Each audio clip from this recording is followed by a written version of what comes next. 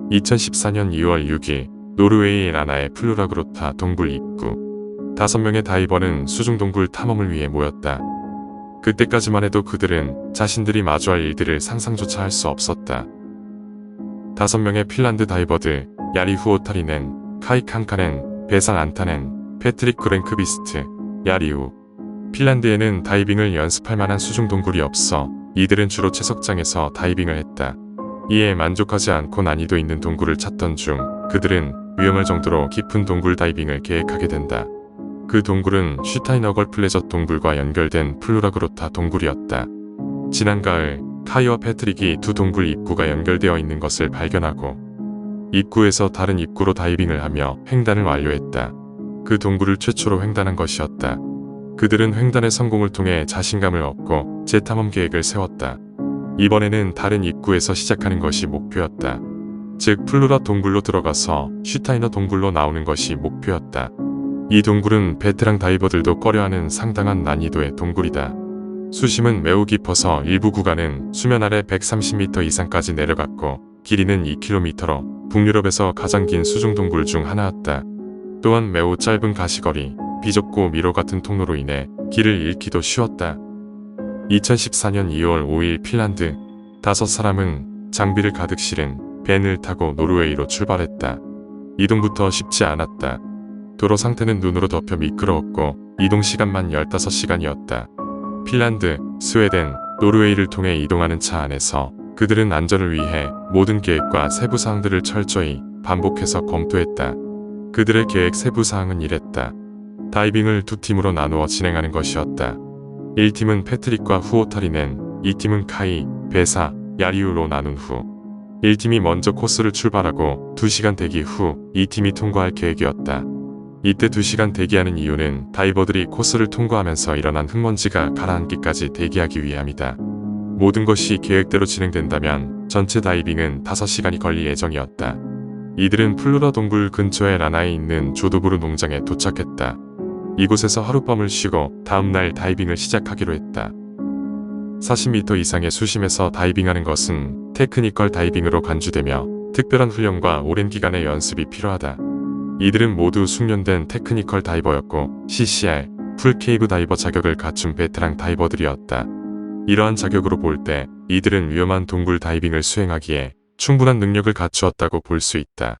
하지만 몇 시간 뒤 전문적인 훈련, 오랜 기간에 걸친 경험들, 철저한 계획과 준비 모두 그들의 다이빙이 악몽으로 바뀌는 것을 막는 데는 무용지물이었다.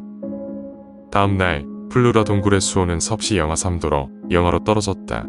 플루라 동굴이 위치한 노르웨이는 평소에도 추운 편이지만 당시에는 겨울철이라 매우 추웠다. 그들의 예상보다 더 추운 날씨였지만 그럼에도 불구하고 계획을 진행시켰다. 동굴 입구에 도착하기 위해서는 얼어붙은 플루라 호수 밑으로 잠수해야 했는데 호수의 수면은 30cm 두께의 얼음으로 뒤덮여 있었다. 이에 패트릭은 전기톱으로 얼음의 삼각형의 구멍을 뚫었고 이 팀인 베사, 카이, 야리우는 출구가 될 슈타이너 동굴 입구에 필요한 장비들을 나르러 갔다. 추운 날씨와 늦은 출발에도 불구하고 아직까지는 순조로운 듯했다. 얼마 지나지 않아 패트릭은 얼음에 구멍을 냈다. 물은 마치 수정과 같이 맑았고 다이빙하기에 문제는 없어 보였다. 1팀인 패트릭과 후오타리넨은 장비를 착용하고 재차 점검하며 잠수 준비를 시작했다. 그때 패트릭은 후오타리넨에게 이 팀이 돌아올 때까지 기다릴지 물었다. 후오타리넨은 그에 상관없이 바로 다이빙을 시작하자는 신호를 보냈다. 패트릭은 그에 동의했고 정오가 조금 지난 시간에 잠수를 시작했다. 이들은 후에 어떤 일이 일어날지 모른 채 차가운 호수로 잠수했다. 그때 마침 나머지 3명의 다이버들도 돌아왔다. 그들은 호수의 투명도에 만족했고 다이빙이 안전하게 마무리될 것이라고 생각하며 대기했다. 한편 호수 밑에 있던 1팀은 수중 스쿠터에 시동을 걸어 동굴 입구로 향했다. 일부 장비는 평소에는 필요 없어 보였지만 그날만은 꼭 필요했다. 특히 수중 스쿠터가 그러했다. 스쿠터는 수압이 높아지고 수온이 낮아질 때 에너지를 절약하기 위해 꼭 필요했고 그들의 생명줄과도 같았다. 또한 그들은 혹시 모를 장비 고장에 대처하기 위해 3개의 제호흡기와 개방형 호흡기를 챙겨왔다. 이렇게 깊은 수심의 동굴을 잠수하기 위해서는 꼭 필요한 특정한 장비들이 있다. 특히 가장 중요한 장비 중 하나는 제호흡기라고 부르는 폐쇄로 호흡 장비다. 이 장비는 보편적으로 사용되는 개방형 호흡기와는 반대되는 방식으로 작동해 잠수 시간을 훨씬 더 길게 늘려준다. 또한 마우스피스의 양쪽에 일방향 밸브가 설치되어 있어 다이버의 호흡이 물로 배출되지 않았고 이는 물로 배출된 기포가 시야를 가리는 것을 방지해준다. 호흡은 물이 아닌 순환회로로 가서 이산화탄소가 제거된 후 산소, 질소, 헬륨 혼합물과 혼합한다. 일부에서는 이 혼합물을 트리믹스라고 부른다. 다이버들은 잠수 환경에 따라 트리믹스를 자유롭게 조절할 수 있었고 이는 이 장비가 이들의 다이빙에 매우 적합함을 의미했다. 그들이 매우 적절한 장비를 선택한 것은 분명하지만 베테랑 다이버들도 고전하는 동굴이만큼 방심해서는 안 됐다. 내려갈수록 위험이 기하급수적으로 증가하기 때문에 조금만 방심한다면 큰 사고로 이어질 수 있었다. 그 수심에서 다이버의 드라이슈트가 찢어지면 낮은 온도와 높은 수압으로 인해 치명적일 수 있었다. 또한 고산소증이나 혈륜의 과도한 이산화탄소의 위험도 있었다. 고산소증은 다이버가 너무 빨리 숨을 쉬거나 당황할 때 발생한다. 제호흡기는 양날의 검과도 같아서 장점도 있지만 단점도 명확하다. 트리믹스를 잘못 혼합하면 이산화탄소 중독을 일으켜 피로와 메스꺼움, 심각하게는 기절까지 할 수 있다. 이러한 모든 요소들을 고려할 때 이번 다이빙은 무모한 도전이었다. 어느 정도 시간이 지난 후 패트릭과 후오타리네는 수심 34m까지 완만한 경사로 50m 이상 내려갔다. 그리고 물이 부분적으로 채워진 250m 길이의 천연 에어 챔버가 있어 이곳에서 휴식을 취하며 천천히 이동했다. 이 구간까지는 초보 다이버들도 충분히 잠수할 만했다. 이 구간을 지난 후 두 사람은 이 동굴에서 수심이 가장 깊은 곳이 위치한 곳인 130m 지점까지 가파르게 급강하는 유자한 코스에 진입했다. 이곳은 전에 왔던 곳보다 훨씬 비좁아서 손을 짚어가며 조심스럽게 통과해야 한다. 또한 본 통로 주변에는 다이버들을 혼란스럽게 할 수 있는 막다른 통로들이 있었다. 하지만 베테랑이었던 그들은 순조롭게 그 지점을 통과했다. 급강하 코스를 통과 후 동굴의 가장 깊은 지점에서 스쿠터의 전원을 끄고 잠시 멈춰서 동굴의 경치를 감상했다.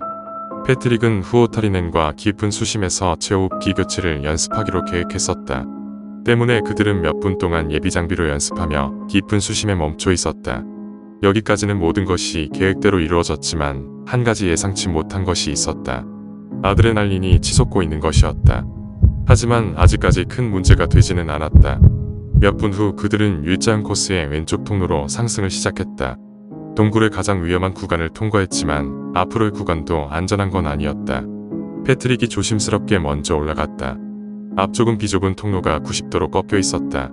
그런데 패트릭이 수면 아래 112m 지점에 도달했을 때 무언가 깨달았다. 뒤에서 따라오고 있어야 할 후오타리넨의 헤드라이트 불빛을 볼 수 없었다. 하지만 이건 비좁고 가파른 통로를 고려하면 크게 문제될 일은 아니었다. 그래서 그는 후오타리넨의 불빛이 보일 때까지 멈춰서 기다렸다. 그때 갑자기 뒤쪽에서 후오타리넨의 불빛이 고정되지 않고 위아래로 흔들리는 것이 보였다. 보편적으로 이것은 다이빙에서 무언가 섬뜩한 문제가 발생했을 때의 조난 신호다. 패트릭의 심박수는 상승하기 시작했고 눈을 부릅뜨고 후오타리넨을 찾기 위해 되돌아갔다. 매 순간이 중요했고 절대 긴장의 끈을 놓아서는 안 됐다. 자칫 방심하면 두 다이버 모두가 사망할 수 있었고 뒤에서 오는 이 팀마저 위험해질 수 있었다. 패트릭은 필사적으로 돌아왔고 마침내 후오타리넨을 찾았다. 후오타리넨은 무슨 이유에선지 패닉에 빠져 버둥거리며 패트릭을 찾고 있었다. 후오타리넨은 돌아온 패트릭을 보고 자신의 대형 알루미늄 실린더가 좁은 바위 틈에 끼어서 통로를 막고 있으니 제거해달라고 소리쳤다. 다행히 노련한 다이버였던 패트릭은 손쉽게 실린더를 제거한 후 스쿠터를 옮겨기를 확보했다. 문제가 해결되었는데도 후오타리넨이 왜 따라오지 않는지 알 수 없어 주변을 살폈다. 그때 후오타리넨의 스쿠터 줄이 뒤쪽 두 개의 바위 사이에 끼어 있는 것을 발견했다. 이것 또한 쉽게 풀었지만 후오타리넨이 도저히 진정하지 못하고 패닉에 빠져서 난리를 치고 있었다. 패트릭은 안심시키기 위해 노력했지만 잠수 경험이 많지 않은 그는 도저히 진정할 기미를 보이지 않았다. 패트릭은 다이빙 사고의 원인이 복합적이라는 것을 알고 있었다. 보통 다이빙 사고는 한 가지 문제보다 문제가 패닉을 유발해 일련의 사고가 연쇄적으로 발생하고 이를 막지 못하기 때문에 일어난다. 특히 다이버가 공황 상태에 빠지면 규칙적인 호흡을 하기 힘들어진다. 압력이 높은 깊은 수심에 있을 때에는 더욱 힘들다. 이때 높은 압력과 다이버에게 가해지는 엄청난 신체적 스트레스는 다이버의 체력을 급속도로 약화시키고 호흡 패턴을 방해한다. 또한 다이버가 높은 분압에서 산소를 호흡할 경우 산소 중독이 발생할 수 있다. 이러한 고산소증과 산소 중독은 아무런 증상 없이 갑자기 발생할 수 있어 매우 위험하다. 그리고 당황한 다이버는 그 자신뿐 아니라 주변 사람들에게까지 위험하다. 상황은 매우 심각했고 절체절명의 순간이었다. 패트릭은 후오타리넨을 진정시키기 위해 노력했다. 그런데 갑자기 후오타리넨의 움직임이 멈췄다.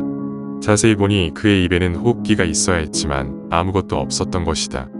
사실 그 시점에 이미 후오타리넨은 급성 이산화탄소 중독으로 단 10분 만에 사망한 상태였다. 당황한 패트릭은 후오타리넨의 입에 레귤레이터를 대고 퍼즈 버튼을 눌렀다. 그 순간 후오타리넨은 물을 들이마셨다. 이 깊이에서 물을 흡입하는 것은 치명적이지만 이는 패트릭이 친구의 사망을 결정짓기 위해 한 행동이었다. 그는 정신을 차리려고 애를 썼지만 친구가 죽었다는 사실에 패닉에 빠진 상태였다. 하지만 그에게는 더 큰 문제가 있었다. 그에게는 두 개의 선택지가 있었는데 하나는 왼쪽으로 상승해 코스를 완주하는 것이었고 나머지 하나는 되돌아가서 두 팀에게 후오타리넨의 사망을 알리는 것이었다. 그가 고민하면서 자신의 다이빙 컴퓨터를 흘끗 보았다. 여기서 예상치 못한 일이 발생한다. 다이빙 컴퓨터는 수심과 잠수 시간을 계산해서 급속도로 수면으로 상승했을 때 발생하는 잠수병에 걸리지 않도록 수면으로 올라가기 전 물속에서 머물며 감압해야 하는 시간을 알려준다. 계획대로라면 컴퓨터의 감압 시간은 120분 이내로 표시되고 있어야 했다. 그런데 이 컴퓨터는 패트릭이 안전하게 수면 위로 올라오기까지 400분 이상, 즉 7시간을 물속에서 머물러야 한다고 보여주고 있었다. 이는 계획한 감압 시간보다 훨씬 더 긴 시간을 감압을 해야 잠수병에 걸리지 않는다는 것을 의미했다. 심지어 당시는 겨울철이었고 2도의 물속에 7시간을 머물러야 하는 것은 가당치도 않았다. 패트릭은 이미 5시간 넘게 잠수를 했고 저체온증 직전인 상태였다. 그는 믿을 수 없다는 표정으로 화면을 바라보았다. 사고 발생 전까지만 해도 분명 디스플레이에는 120분이 표시되어 있었다. 물속에 있는 매 분마다 10분씩 감압을 해야 하는데 이로써 그가 동료를 돕기 위해 약 30분을 예정보다 더 잠수했음을 알 수 있다.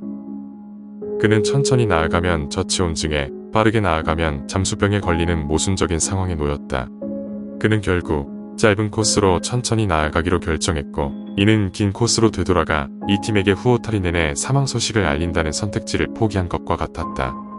비좁은 동굴에서 준비 없이 시신을 끌고 나아가는 건 자살행위나 마찬가지이기 때문에 혼자서 나아가기로 결정한다.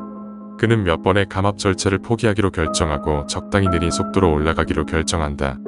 그런데 올라가던 중 그는 불현듯 섬뜩한 생각을 떠올렸다. 이 팀이 내가 놓고 온 후이타리넨의 시신을 보면 어떻게 되는 거지? 같은 시각 이 팀인 카이, 베사, 야리오는 이미 다이빙을 진행하고 있는 상태였다. 그들은 일렬로 잠수하며 슈타이너걸 플레저 동굴로 향하고 있었다. 다이빙 시작 전 베사는 만약을 대비해 산소통을 추가로 가져가고 싶었다. 카이는 여분의 산소통이 이동에 방해가 될 것이라고 말했지만 마지못해 산소통을 챙겨줬고 베사는 여분의 산소통을 챙겨 잠수했다. 이 팀도 마찬가지로 동굴의 초반 부분은 빠르게 이동했다. 급강하 코스에 도착하는 데는 1시간도 채 걸리지 않았다. 그런데 곧 카이의 예측이 현실이 되었다. 급강하 통로는 매우 비좁았고 베사는 그곳을 통과하기 위해 여분의 산소통을 제거해야 했다. 얼마 지나지 않아 이번엔 베사의 다이빙 핀이 가이드라인에 걸렸다. 불편을 감수하며 그들은 계속해서 나아갔다. 그들은 동굴의 가장 깊은 곳에 도착했고 곧 상승 지점에 도달할 것이라고 생각하던 베사는 통로의 수직 코너에 다다르자 멈칫했다. 섬뜩한 삐삐거리는 소리가 물속을 뚫고 들려왔고 그 소리는 오직 한 가지 의미였다. 호흡장치 고장으로 인한 조난 신호의 긴급한 비명 소리였다. 결국 그는 물속에 생기를 잃고 둥둥 떠있는 후오타리넨의 시체를 보았고 소스라치게 놀랐다.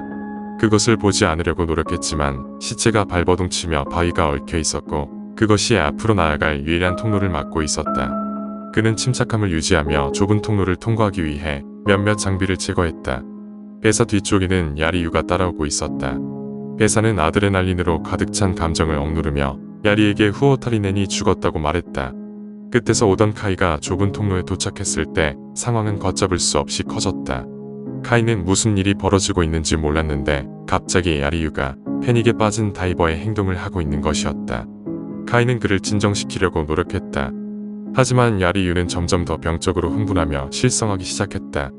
카이는 야리유가 진정하지 않으면 죽을 것이라고 생각했고 그 또한 점점 자신의 감정을 통제하지 못하는 게 느껴졌다. 결국 진정되지 못한 야리유는 몇 분이 채 되지 않아 후오타리넨과 동일하게 과호흡으로 인한 이산화탄소 중독으로 사망했다.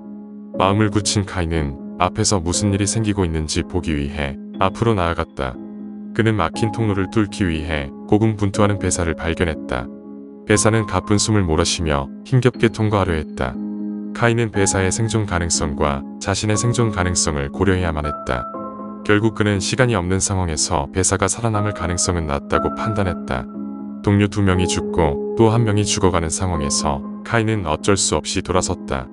왔던 코스로 혼자서 되돌아가기 시작한 것이다. 그는 2개의 제호흡기를 가지고 있었지만 제호흡기는 하강에만 적합하고 상승에는 적합하지 않았기 때문에 산소가 거의 남아있지 않았다. 그의 첫 번째 감압 정지는 100m에서 시작해야 했다. 산소가 얼마 없었기 때문에 그는 감압을 제대로 할 수 있을 만큼 오래 버티지 못할 것이라는 것을 알고 있었다. 즉, 잠수병에 걸리기 전에 먼저 익사할 수도 있는 상황이었다. 결국 그는 다이빙 컴퓨터를 무시하고 감압 절차를 건너뛰기로 결정했다. 수온은 매우 차가웠지만 꾸준히 수영하며 체온을 유지했다. 그런데 얼마 지나지 않아 수중 스쿠터가 고장나면서 진행 속도가 크게 느려졌다. 그가 위치했던 에어챔버에서 입구까지 15분이면 갈 수 있을 것으로 예상했지만 스쿠터가 고장나자 얼마나 더 걸릴지 예상조차 안 됐다. 이미 잠수병으로 인한 통증이 시작된 상태였고 그의 신체가 점점 위험해지기 시작했다. 같은 시각 반대편 동굴 통로에서 패트릭은 통로의 바위들을 껴안고 정지해가면서 필요한 감압 절차를 지키며 올라가고 있었다. 동료를 놓고 왔다는 죄책감과 절망에 사로잡혀 있었지만 숙련된 다이버였던 그는 당황하지 않고 최선의 방법을 선택했던 것이다. 또한 배사는 결국 막힌 통로를 뚫었고 동료들에 비해 뒤처진 편이었지만 감압 절차를 지키며 무사히 올라갔다. 이들 모두 감압을 조금만 더 무시한다면 잠수병으로 인한 통증과 따끔거림, 무감각이 시작될 것이었다. 그들은 수십 100m 이상 잠수한 상태에서 400m를 이동했고 카이는 그 2배에 달하는 거리를 이동했다. 산소와 제호흡기 필터가 고갈되어 신선한 공기를 마시지 못해 매우 지쳐 있었고 정신은 혼란스러웠다. 이에 지친 2사람은 더 이상 감압을 위해 정지할 수 없었고 잠수병의 위험을 감수하더라도 빠르게 나아가기를 마음먹었다. 그때 패트릭은 절대 볼 수 없을 거라 생각했던 것을 보았다. 뒤쪽에서 배사의 헤드라이트가 물속을 비추는 것이었다. 동료를 보고 다시 패트릭은 기운을 냈고 감압 절차를 모두 무시하며 빠르게 올라가려고 했던 생각을 철회하고 불쾌한 공기를 버텨내고 감압을 지키며 올라가기로 결정한다. 오후 9시 결국 패트릭은 안전한 감압 시간인 400분보다 90분 빠른 310분간 잠수한 상태에서 수면 위로 올라왔다. 그는 물이 없는 통로에 앉아 배사를 기다렸다. 배사는 수면까지 3m 남은 지점에서 팔이 아프기 시작했지만 무사히 수면 위로 올라왔다. 패트릭과 함께 동굴을 기어 올라갈 때 무릎의 통증은 너무 심했다. 새벽 1시 30분경 카이는 칠흑 같은 어둠 속에서 이동해 결국 동굴 입구로 나왔다. 그런데 그들이 호수에 뚫었던 구멍이 바로 보여야 했지만 보이지 않았다. 그는 헤드라이트를 연못 위에 얼음층에 조준하며 구멍을 찾기 시작했다. 구멍의 위치를 알고 있었지만 도저히 찾을 수 없었다. 그 구멍은 겨울철 추운 날씨에 의해 다시 얼음층이 생겼던 것이다. 다행히 카이는 약 1cm 두께의 얼음층을 찾아냈고 구멍을 부숴버렸다. 그는 조심스럽게 장비를 얼어붙은 수면 위에 올려놓고 물 밖으로 올라왔다. 하지만 다른 사람의 흔적은 보이지 않았고 때문에 카이는 자신 혼자만 살아남았다고 생각했다. 무사히 살아남긴 했지만 12시간에 가까운 예상보다 2배 이상 길어진 잠수로 인한 잠수병으로 매우 고통스러웠다. 그의 정신은 아직까지도 혼미했고 통증으로 인해 자신의 신체를 마음대로 가눌 수 없어 쓰러지기 직전이었다. 하지만 그는 저체온증 위기였고 이곳에서 쓰러지면 사망할 수 있었다. 그는 정신줄을 부여잡고 일단 벤으로 향했다. 장비를 모두 내려놓고 벤에서 휴식을 취했다. 패트릭과 배사는 벤으로 향하지 않았다. 마른 옷으로 갈아입고 전화를 걸기 위해서 곧바로 농장으로 갔다. 하지만 농장에서 아무리 기다려도 카이는 보이지 않았다. 그들은 그가 죽은 동료들과 같은 끔찍한 운명을 맞이했을 것이라고 생각했다. 그러던 중 새벽 2시가 넘어서 벤으로 이동했고 벤에 불이 켜져 있는 것을 발견했다. 그들은 카이가 살아있는 것을 보고 기뻐했다. 이로써 패트릭, 베사, 카이만이 여정에서 살아남은 것이다. 그 주 금요일, 핀란드 국민 2명이 사망했다는 소식이 빠르게 퍼지면서 큰 관심을 모았다. 3명의 다이버가 병원에서 치료를 받는 동안 경찰은 이들을 신문했다. 현지 당국은 동굴에서 희생자들의 시신을 수습해야 하는 어려움에 직면했다. 경찰은 숙련된 영국인 다이버 3명에게 작전을 수행해 달라고 요청했다. 하지만 시신을 수습하는 데는 많은 어려움이 있었고 당국은 너무 위험하다고 판단해 이들을 동굴에 그대로 두기로 결정했다. 당국은 다이빙 금지령을 내리고 해당 지역을 폐쇄했다. 하지만 살아남은 3명의 다이버는 친구들을 반드시 구출하겠다고 다짐했다. 카이는 불안감으로 인해 참여하지 못했고 베사는 감압병으로 인한 척추 부상으로 잠수할 수 없었다. 결국 패트릭 혼자서 고귀한 임무를 맡게 되었고 구조 작업의 총괄자가 되기로 결정했다. 다른 많은 다이버들과 함께 더 철저하고 많은 준비를 해서 구출 작업을 계획했고 결국 시신을 모두 수습했다. 시신을 직접적으로 수습한 사람은 패트릭과 사미 파카리넨이었다. 시신을 수습하고 동굴을 나왔을 때 침묵의 시간은 길었다. 이들은 정부의 폐쇄 조치를 위반한 것이었지만 아무도 그들을 비난하지 않았다. 수습이 끝난 후 다이빙 장비를 옮기러 12명의 지역 주민이 그들을 도우러 왔고 조드부르 농장의 주인은 그들을 위해 사우나를 데워주었다. 사고 발생 11주가 지난 4월 말 시신은 핀란드로 이송되었다. 첫 장례식은 이송날 새벽에 열렸다. 이로써 패트릭은 마침내 친구들을 차가운 동굴에서 구해내겠다는 약속을 지킨 것이다. 후에 이 이야기는 핀란드 영화 다이빙 투 더 언노운으로 제작된다.